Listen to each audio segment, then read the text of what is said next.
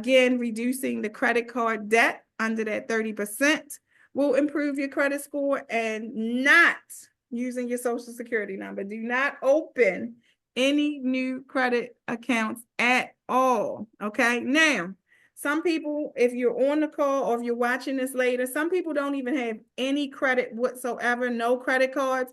Well, we need you to get some credit. We need you to use some type of credit. So if your credit score is low and you don't have anything on your credit, and you haven't had any loans, you don't have a car payment, then we are going to ask you to get a secured credit card. Okay. If you're struggling to build credit, or if you need to repair your credit, then sometimes a secured credit card is a helpful tool. But again, only talk to us before you make that decision.